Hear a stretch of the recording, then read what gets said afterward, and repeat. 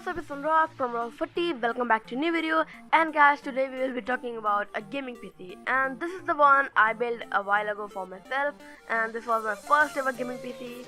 And this PC can handle any games at 1080p and also some at 1440p with ease and with the highest graphics rating and above 60 frames per second. And guys, I only own a 1080p monitor, so I will not be able to provide you guys with 1440p results, but you can find them online if you're interested. I will also include the benchmarks at the end of the video, so stay tuned for that. Now guys, without any further ado, let's get right into the video. So guys, this PC cost around $729 and around $730 and is great for everything like gaming and video editing. So guys, for the processor I went with was the Intel Core i5-6600 3.3 GHz with a turbo frequency of 3.9 GHz. It has 4 cores and 4 threads and a TDP of 65 watts. Also comes equipped with the integrated graphics, the Intel HD Graphics 530, but we don't need that. Let's be real, it's a gaming PC. Now guys, I went with this one, not the 6600K, because it comes with a cooler, and when I was building a PC I was on a budget, so I picked this one. And guys, if you want, you can also pick the i5-6500 if your budget is low, guys, but for $210 you can't get wrong with this one. The cooler, as we know, is the stock one. I know it doesn't look good and the performance is also not that great, but guys, on a budget it's great and it does its job. That's all I care about. The motherboard I went with was the ASRock B150M Pro 4V Micro ATX board, and the thing I love about this board is just a small form factor and its M.2 SSD slot. Yes guys, it supports M.2 SSD, and for just $60 it also supports DDR4 RAMs up to 21,033 MHz, and also comes with USB 3.2 headers and ports at the back. Nothing much to say, guys, you get what you pay for. For RAM, we went with one stick of 8GB of Avexer Core series. It is fast for the price it comes, and only for $47 with $8 of shipping. The thing I love the most about it is the LED lights. Yes, on a budget of RAM you get LED lights in it. The downside of the RAM is that you can't control LED lights by yourself, but guys, RAM is RAM, and this one is cheap and fast with a frequency of 24,000 MHz, and this is the best bang you can get for your buck. For storage, we are going with one and the only legendary king, the ruler, and it's enough, you can guess it. Western Digital Caviar Blue 1TB, best for the buck. It's cheap, works fast, great reliability, and I just can't say any more about it. It's a hard disk drive, and I will definitely recommend a SSD. I know the SSD are expensive, but you can find tons of cheap SSD which are made from China, and they come really cheap. My friend actually owns one of them, and it was only like $27, and he is using it for 1 year, and he has no problem. I will leave the link in the description if you want to check the China SSD. Now for the graphic card, I choose Gigabyte GeForce GTX 1060 6GB Windforce Overclocked Edition. This card can handle any game you throw at it, and it has a core clock of 1.58 GHz and a boost of 1.80 GHz. Also supports G-Sync and VR gaming. It has 2 DVI dual link ports and 1 display port and one HDMI port. This graphic card can play games at max at 60 FPS plus, and guys, it can also render videos very fast. If you are interested in both rendering and gaming, I would definitely recommend it, and I actually own it. For the case, we went with the NGXT S340 case. I will not say much in this topic because the case is something of your needs.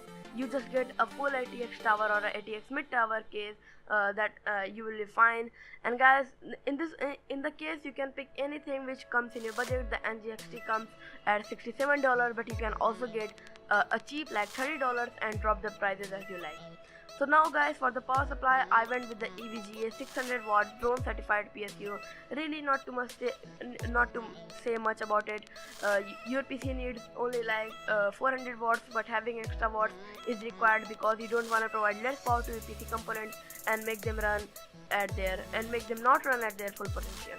600 watt will be the best in this case, and also if you have spare money, pop in a modular supply, modular power supply. It will help you in cable management. Guys, that's all for the parts for the PC, and this was my first gaming PC and I really love it. It performs very well. It's best you can get for the buck. This whole thing cost around $730 in US, and as you can see on your screen, but prices may be different as your location and the time you are shopping. The same build costed me around $900 because I had to buy some stuff from USA and then shipped here. Also the prices in India are high due to taxes implied by the manufacturers. Anyways guys, now the PC is done and it's time for the benchmarks.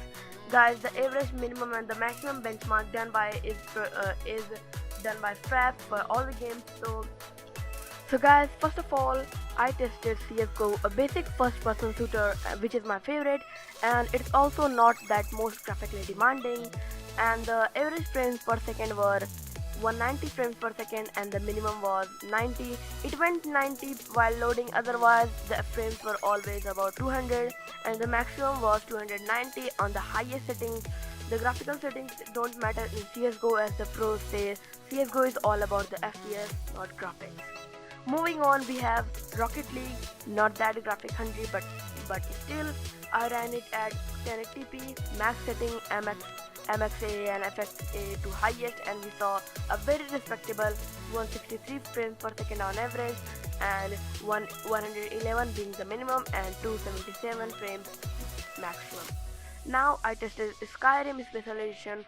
This game is a little intense than the previous games, and as there is a big world which gets rendered, and with the settings to ultra everything to max everything, we saw a very great FPS, 90 FPS on average, 73 on minimum, and 109 on maximum. Now guys, it's time for the intense game. Here we have GTA 5, which again is a very CPU and GPU demanding game.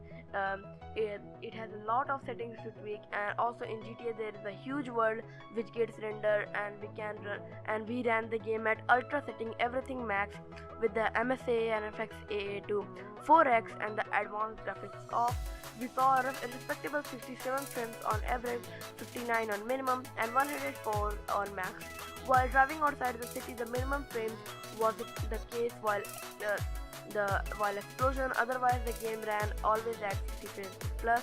By the way guys, if you want to turn the advanced setting on, you will have no problem or lag in the game, but the FPS will dip to lower 50s, which again is respectable. If you want those extra graphics, you can do always. Far Cry Primal is another game which is very intense, and the same thing goes to this game too. As GTA 5, a lot of things to render and sharp, and the game looks great, very great at ultra settings, on which we got 64 as average, maximum of 75, and the minimum of 46. So guys, that's all for today. I hope you enjoyed my video, and I am really sorry I was not uploading because I did everything on my laptop, which just gave up on me. I can't render video on it because it was just crashing again and again. So guys, after I have built my first very own gaming PC, I will try to upload more and more content to the YouTube and also to you guys. And guys, please remember to hit that like button and kill the subscribe button. Guys, beware of the dislike button, that's Ebola, don't hit it.